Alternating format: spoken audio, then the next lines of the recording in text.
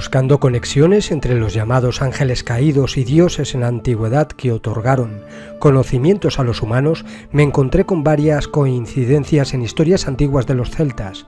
Como siempre ocurre, fueron disfrazadas como fábulas de leyendas que coinciden en la información de seres celestiales, que otorgaron, como he dicho, conocimientos, magia, armas poderosas a los humanos, como ocurren con las historias de los antiguos dioses de la India, por ejemplo, y sus vimanas, o incluso en la Biblia con Yahvé y los ángeles destruyendo ciudades.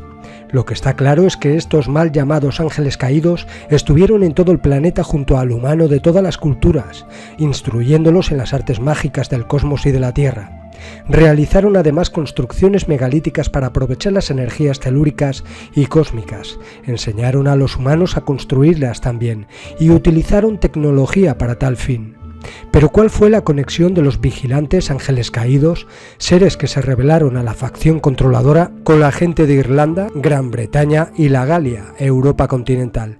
¿Qué tipo de secreto, sabiduría antigua intentaban ocultar los druidas y de quiénes obtuvieron sus poderes mágicos?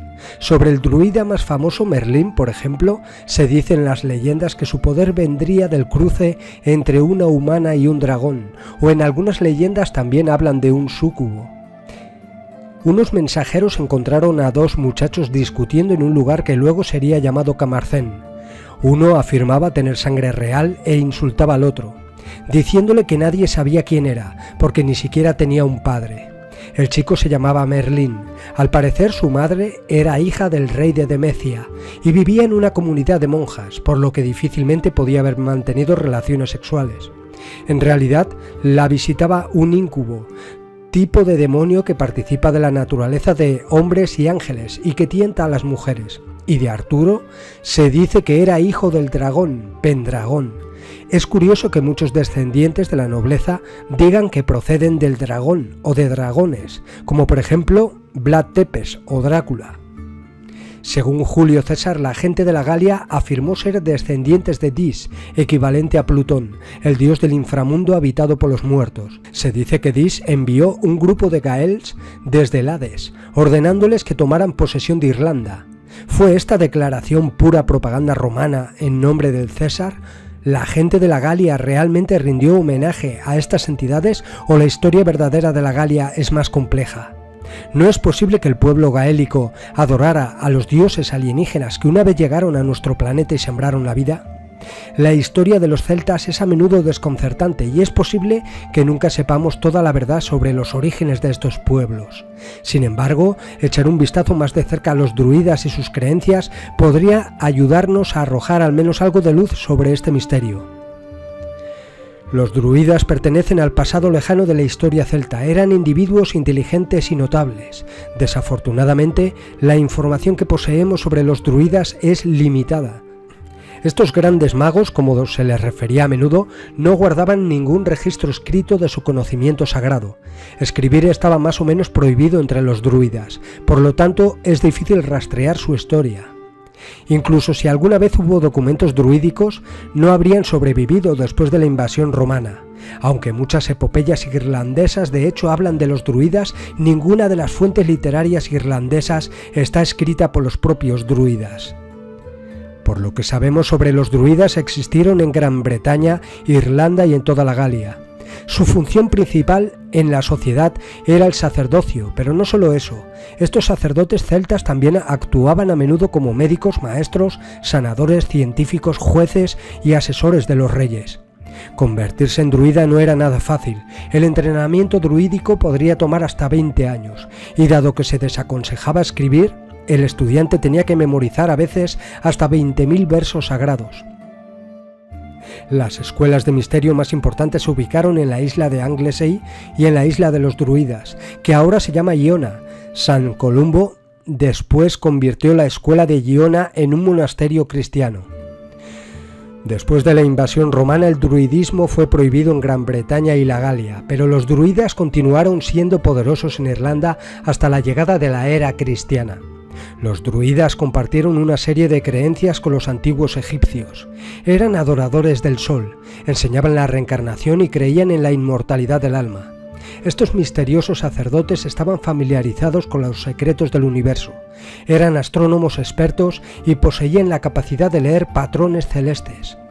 El comentario de César sobre su conocimiento astronómico fue el siguiente: discuten e imparten a los jóvenes muchas cosas respetando las estrellas y sus movimientos, respetando la extensión del universo y de nuestra Tierra, respetando la naturaleza de las cosas, respetando el poder y la majestad de los dioses inmortales. La naturaleza jugó un papel importante y vital en la vida de cada druida. Se llevaron a cabo rituales secretos en cuevas y bosques. Ciertas colinas, arboledas y piedras se consideraban sagradas. Lo que caracterizó a los antiguos druidas fueron los hechizos a través de los cuales se creían que obtuvieron sus poderes mágicos. Solían reunirse durante una noche de luna llena, cerca de un montículo sagrado o arboleda, y si era posible durante una tormenta eléctrica. Un círculo con elementos del dragón eran trazados en el suelo. Durante el ritual el sacerdote levantaba su varita en el aire, mientras cantaba una secuencia de palabras mágicas pronunciadas en voz alta en cada una de las 4 direcciones. El encantamiento fue un método utilizado para convocar al gran dragón, del cual recibieron sus poderes inusuales. El poder era una forma de energía que se movía a través del cuerpo del druida y le permitía realizar magia. La serpiente fue, como en muchas otras culturas, reconocida como un símbolo de sabiduría y de fuerza. Los druidas celtas solían pronunciar lo siguiente: soy una serpiente, soy druida. Ningún país en Europa está más asociado con la serpiente que Irlanda. Fuentes antiguas dicen que los sacerdotes eran capaces de manipular el clima. Durante la invasión romana y cristiana de Gran Bretaña, se dice que los druidas lanzaron hechizos horribles, lo que resultó en severos cambios climáticos como inundaciones y nevadas. Esto hizo más difícil para los invasores llegar a la isla, aunque finalmente superaron estos obstáculos. En la costa del estrecho de Menai, los soldados se aterrorizaron y quedaron paralizados mientras observaban a los druidas lanzar hechizos sobre ellos. Tácito dijo lo siguiente: en la costa, una línea de guerreros de la oposición estaba estacionada, principalmente compuesta por hombres armados, entre ellos mujeres, con el pelo ondeando al viento, mientras portaban antorchas. Los druidas estaban entre ellos gritando hechizos terroríficos, con las manos levantadas hacia el cielo.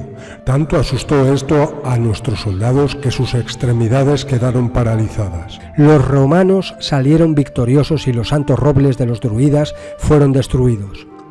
Los druidas también eran famosos adivinos y estaban familiarizados con los secretos de la levitación. Por lo tanto, no es particularmente sorprendente que los lugareños que regularmente se enfrentaban a estos milagros consideraran a estos sacerdotes celtas como verdaderos magos, manteniéndose en comunicación directa con los dioses antiguos. En un manuscrito irlandés está escrito que todos los adeptos en las artes druídicas y mágicas son descendientes de los Tuatha de Danann. Pero ¿quiénes fueron los legendarios Tuatha de Danann? Se desconoce el verdadero origen de los Tuatha de Danann. El nombre significa literalmente la gente del dios cuya madre es Dana. Estos legendarios dioses irlandeses aparecieron un día, el 1 de mayo, Beltane, de la nada. No tenían vasos, nadie sabe realmente si fue sobre los cielos o fuera de los cielos, o fuera de la tierra, de donde vinieron. ¿Eran demonios del diablo o eran hombres? En realidad, los Tuatha de Danann no eran ni demonios ni humanos, eran los mismos dioses alienígenas, los llamados ángeles caídos, un grupo de seres rubios de piel clara y hermosos que gobernaron la Tierra en tiempos prehistóricos, según cuentan. Su inteligencia superior, habilidades artísticas y poderes mágicos que se basaban en tecnología altamente evolucionada sentaron las bases del druidismo.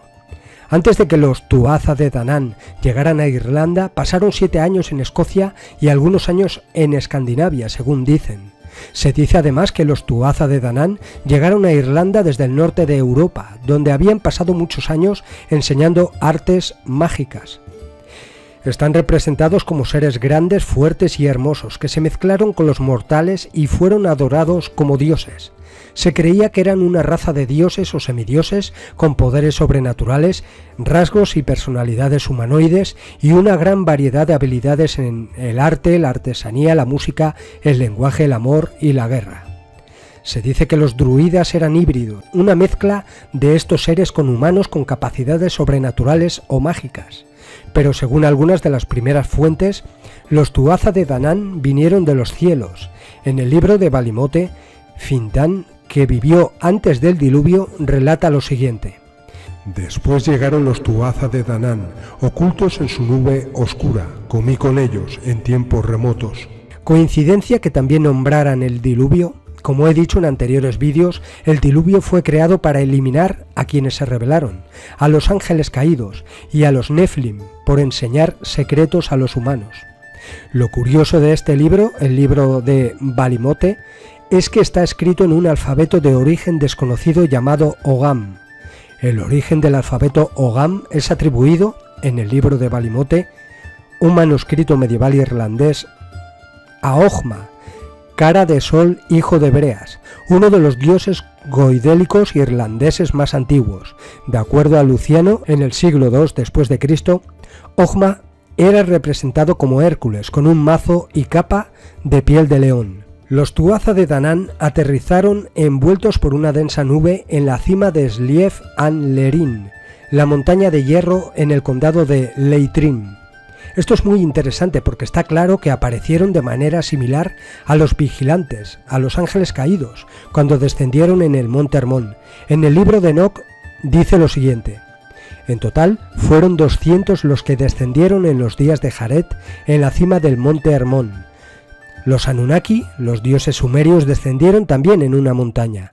En las epopeyas sumerias de Harsak leemos lo siguiente: en Harsak, donde se encontraron el cielo y la tierra, la asamblea celestial, descendieron los grandes hijos de Anu, los muchos sabios.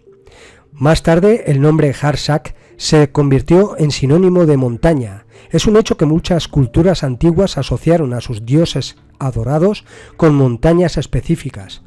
Tenemos los siguientes ejemplos, por mencionar algunos solamente, hay muchos más. Los vigilantes en el monte Hermón, los Anunnaki en Harsak, el Tuatha de Danann, los Tuatha de Danann en la montaña de hierro, Zeus tenía su morada en el monte del Olimpo, Indra, conocido como el Señor del Cielo, el jinete de las nubes residía en el monte Meru, el norte del Himalaya. Estas entidades se relacionan con los ángeles caídos, además por la conexión en las habilidades que cada uno poseía. Cada uno era maestro en un arte, en astrología, en magia, y en cada zona geográfica del planeta estuvieron dichos seres instruyendo a los humanos y conviviendo con ellos, como bien lo describen en todas las culturas antiguas del planeta. Por ejemplo, cada miembro de los Tuatha de Danann tenían una habilidad o capacidad especial. Muchos de los personajes más famosos de este grupo y sus cualidades fueron mencionadas en innumerables historias separadas entre sí por siglos. Además, estas fuentes mostraron que eran inmortales. Destacados miembros de los Tuatha incluyen a Dagda, un dios principal asociado con la fertilidad, la agricultura, la virilidad y la fuerza, así como con la magia, el druidismo y la sabiduría. Morrigan, una diosa de la guerra y del destino. Nuada, el primer rey de los Tuatha de Danann. Angus, o Aengus, un dios de la juventud, la belleza y el amor. Brigid, una ardiente diosa de la poesía que protege a los narradores y bardos. Creidne, un dios de la metalurgia que trabajó con latón y bronce y forjó las armas que los Tuatha de Danann usaron para combatir a los fomorianos. Los fomorianos, o fomoireos, era en la mitología de Irlanda los dioses de la muerte, la oscuridad, lo oculto y de la noche. Tenían diversas formas, generalmente considerados deformes o monstruosos. Algunos con un ojo, un pie y una mano. Otros tenían cabezas de animales, a veces de cabra, de cerdo, de toro, aunque otros podían ser bellos como Elaza, que era rubio y hermoso, o como Morrigan, diosa de la muerte que lucía piel blanca de bellas facciones, cabello negro y un hermoso vestido rojo. Aunque también los había indescriptibles como el dios de la oscuridad y rey de los muertos, Tezra, quien fue rey de los fomorianos antes que Valor. Estos seres serían lo mismo que los componentes de la corporación Arconte, seres interdimensionales conectados a la fuente oscura. Por muy fantasioso que parezca, Tethra, dios de la oscuridad primigenia, fue el rey de los Fomorianos, antes que Valor, hasta que perdió las 4 batallas de Kath Mai Tuiret, donde tras su derrota se trasladó a la tierra de los muertos, donde se volvió rey de los muertos. Algunos druidas negros, druidas necromantes, le evocaban e invocaban para obtener poder sobre la necromancia antigua. No se conoce mucho sobre la descripción física de este dios. Lo poco que se sabe es que era una manifestación absoluta de la oscuridad, por lo que se le veía presente en los abismos y en cada rincón donde hubiese un poco de oscuridad o en cada sombra del entorno dada por cualquier ser vivo u objeto. Otras figuras prominentes del grupo también fueron Boan, esposa de Dagda y madre de Angus, la diosa irlandesa del río que dio su nombre al río, Dian Thech, dios de la curación y la medicina, y sus 2 hijos Miat y Arimit, Goibniu, un dios de la orfebrería, Manannan Maclir, dios del mar, Luk, dios de la luz, el sol y la artesanía, y su padre Cian. Otras personalidades divinas incluyeron a Don, dios de los muertos y del otro mundo, Lukta, dios del arte que ayudó a construir armas mágicas, Ogma, asociada a la elocuencia y al lenguaje. A su llegada los Tuatha de Danann, los legendarios magos tuvieron que luchar en 2 grandes batallas antes de poder tomar el control de Irlanda. Las leyendas relatan cómo los Tuatha de Danann se ocultaron en una niebla, lo que les permitió aparecer y desaparecer de la vista del enemigo. Esto confundió completamente a los Firbolgs, que tenían grandes problemas para seguir a su enemigo. La tecnología de camuflaje se usaba con frecuencia entre los antiguos dioses. En Voces de tiempos legendarios se describe cómo los dioses alienígenas de la India, por ejemplo, usaron escudos invisibles así como proyecciones holográficas.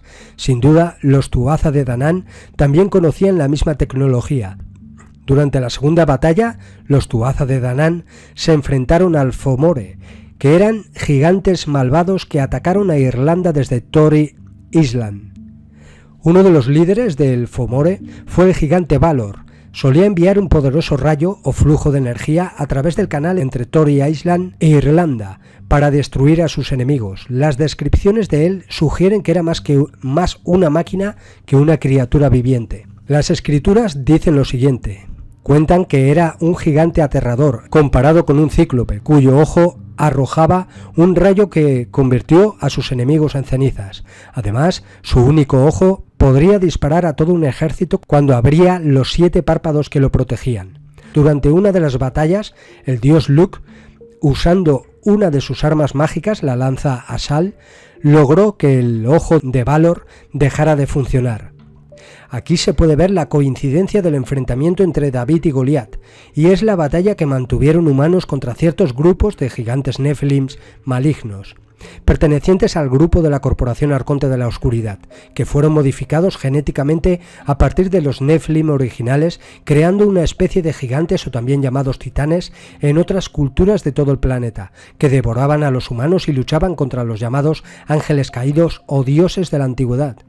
Algunos eran gigantes con un solo ojo, como los cíclopes, otros eran mitad animal, mitad humanoide.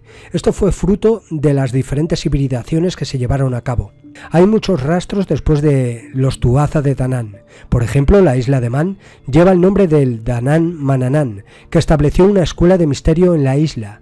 Era famoso por sus poderes para transportar enormes bloques a muchos kilómetros de distancia por el aire.